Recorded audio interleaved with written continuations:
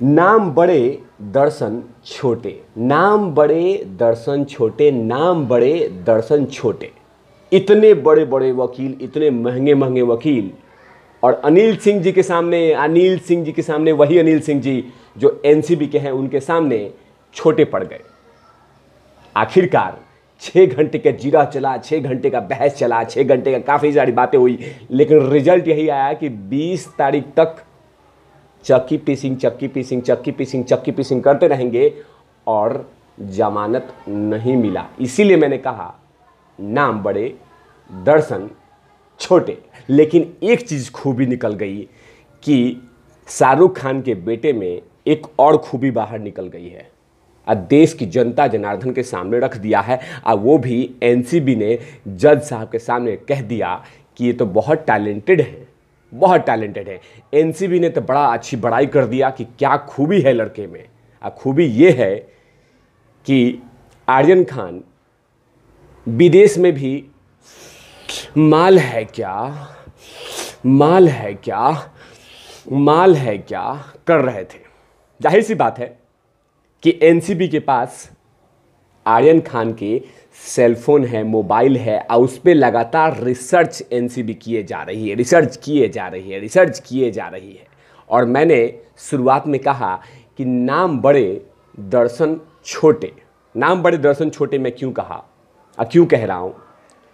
इतने महंगे महंगे वकील, इतने बड़े बड़े वकील लेके आए शाहरुख खान, सलमान खान इधर बोले कि इनको नहीं इनको लो, इनको नहीं इनको लो, इनको नहीं इनको लो, इनको नहीं इनको लो, और ये करते रह गए। लेकिन एनसीबी ने वकील नहीं बदला। मतलब अनिल सिंह जी वही मेंटेन रहे। पहले सतीश मानी शिंदे से बहस शुरू हुई, जिरा शुरू हुआ और उनसे नहीं कुछ हो पाया, तो अब अमित देसाई जी आए थे। लेकिन जिस तरह से एनसीबी के वकील अनिल सिंह ने मेहनत किया था, उनके सामने ये दोनों वकील साहब कुछ नहीं कर पाए और अपने मालिक जो उनके हैं, मतलब कि शाहरुख खान, उनके बेटे को जमानत नहीं दिलवा पाए। लेकिन उन तमाम लोग लगातार ढोल पीट रहे थे, झाले बजा रहे थे, पार्टी कर रहे थे कि अमित देसाई जी आ गए हैं, अमित देसाई जी आ गए हैं, आर्यन खान बाहर निकल जाएगा, आर्यन खान बाहर निकल जाएगा, आर्यन खान बाहर निकल जाएगा। वो लगातार गुनगान गा रहे थे, माहिर हैं, माहिर हैं, माहिर हैं, माहिर हैं, जमानत दिलवाने में माहिर हैं, जमानत दिलवाने में माहिर हैं। लेकिन रिजल्ट यही हुआ कि ढाक के 3 पात और 20 अक्टूबर तक जेल में चक्की पीसिंग चक्की पीसिंग चक्की पीसिंग चक्की पीसिंग करते रहेंगे। लेकिन जो जज साहब के सामने में एनसीबी जो रिपोर्ट रखी, उससे पता चलता है कि टैलेंट तो खूब भरा हुआ है आर्यन खान में, कि विदेश में भी ये लगातार कहीं ना कहीं किसी न किसी तरीके से वाइट पाउडर कंज्यूम करते थे। तभी तो वो लगातार जिरह करते रही, बात बार हर बात में यही अमित देसाई जी कहते रहे कि मुझे और मेरे बातों को सुनिए कि कहीं पे भी कुछ मिला नहीं था, इसीलिए आप मेरे मुवक्किल जो है, जो मेरा क्लाइंट है, उसको जमानत दे दीजिए। उसने उसके आसपास में ऐसा कोई भी चीज़ नहीं मिला था, तो कृपया करके जमानत दे दिए। इसी बीच में रिया चक्रवर्ती का भाई भी आ गया, मतलब बचाने के लिए नहीं, उनके बारे में बात शुरू हुई कि आखिर उसको जमानत मिल सकती है तो इसको जमानत क्यों नहीं मिल सकती है। जब वकील साहब ने कहा कि आर्यन के वकील ने जमानत के लिए अपनी दलील पेश की, और इसी दौरान में उन्होंने कहा कि शोभित चक्रवर्ती के मामले का हवाला देते उन्होंने कहा कि चार्जशीट पेश होने के तुरंत बाद ही शोभित चक्रवर्ती को जमानत मिल गई थी, ऐसे में उनके मुवक्किल को जमानत दे देना चाहिए, ये उनके वकील साहब ने कहा। मतलब कि देसाई साहब ने कहा कि दे दीजिए, शोभित चक्रवर्ती को जब जमानत मिल सकता है तो मेरे मुवक्किल को क्यों नहीं मिल सकता, उसको भी तो दे दीजिए। लेकिन जो एनसीबी ने रिपोर्ट रखा है वो बड़े चौंकाने वाले हैं। एनसीबी ने लिखा कि उनके पास से ऐसे सबूत मौजूद हैं जो ये बतलाते हैं कि आर्यन काफ़ी सालों से प्रतिबंधित ड्रग्स का सेवन कर रहा था। इतना ही नहीं, वो दूसरे देशों में भी जाके माल है क्या, माल है क्या, माल है क्या, माल है क्या, माल है क्या कर रहे थे।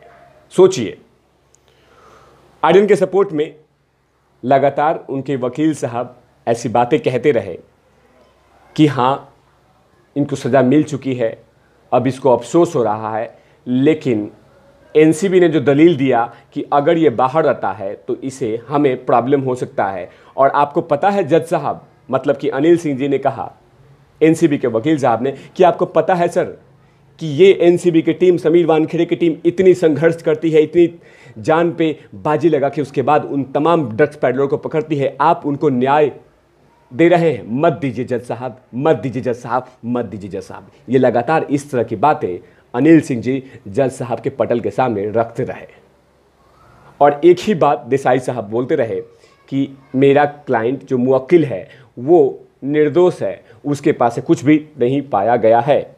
उसके बाद फिर से एक और बात हुई कि जो हमारे पास डिजिटल एविडेंस है उस पर आप क्या कहेंगे। लेकिन जज साहब ने यही कहा कि अब 20 अक्टूबर तक फैसला सुरक्षित रहेगा। 20 अक्टूबर तक कहीं ना कहीं एक तरफ से देखा जाए तो एनसीबी की बड़ी जीत है। इससे काफ़ी सारे रिलीफ मिलेगा एनसीबी को और जांच को पता लगाने के में फ़ायदा होगा कि आखिर इसके पीछे साजिश क्यों है। क्योंकि एनसीबी लगातार दलीलें में ये कहती रही कि ये ड्रग्स का जो मामला है ये बाहर तक का है और इसे हमें डेप्थ इंफॉर्मेशन तक चाहिए, क्योंकि विदेश तक लिंक जुड़ा हुआ है और विदेश तक लगातार ड्रग्स पैडलरों से कहीं ना कहीं किसी न किसी तरीके से संबंध दिख रहे हैं, लिंक दिख रहे हैं। इसीलिए हमें जांच करना है जज साहब, इसीलिए इन तमाम लोगों को बड़ी मत कीजिए, जमानत मत दीजिए, हमें और मेहनत करना है। वाह अनिल साहब वाह, क्या आपने बात किया है।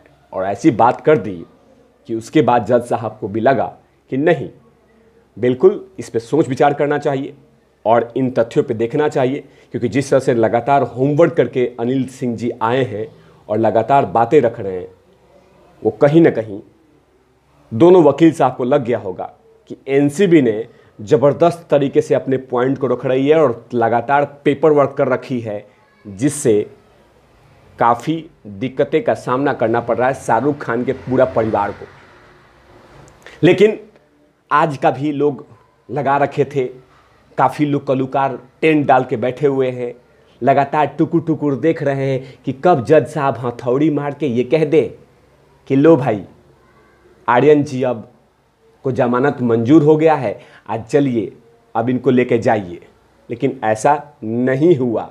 जितना महंगे से महंगे वकील किया शाहरुख खान ने, लेकिन सब खुश हो गए अनिल सिंह जी के सामने, क्योंकि सामने में जो वकील हैं वो अनिल सिंह जी हैं। मैंने हमेशा से अपने वीडियो में कहा है कि आसान नहीं होता कि कौन वकील कहाँ है, कौन वकील कितना फ़ी लेता है। नहीं, सामने वाला वकील कौन है, सामने वाला टीम कौन है, सामने वाला खिलाड़ी कौन है, वो सबसे बड़ी चीज़ होता है। और इसके पीछे कहीं ना कहीं हमारे समीर वानखेड़े साहब का प्लानिंग है। और समीर वानखेड़े ने यह साबित कर दिया कि मैं काम से मैं बोलूँगा, काम से बोलता रहूँगा। अब मेरा काम बोलता है, क्योंकि जिस तरह से लगातार पटकनी मिल रहा है शाहरुख खान की टीम को, उनके परिवार को, इससे पता चल रहा है कि कहीं ना कहीं किसी न किसी तरीके से स्ट्रॉन्ग एविडेंस है एनसीबी के पास, जिसका जवाब शाहरुख खान के वकील के साथ पास और ना ही उनके टीम के पास है। लेकिन अब देखना होगा कि आखिरकार 20 अक्टूबर के दिन क्या होता है। लेकिन इसमें से बहुत सारी जानकारियां अभी निकाल के विश्लेषण करता रहूँगा जब तक समीर वानखेड़े साहब को नंबर 1 नहीं बना देते। तब तक के आप देखते रहिए तिवारी भैया। मैं हूँ वेद प्रकाश, कैमरामैन ध्रुव लाठी के साथ ओबरन लवीस।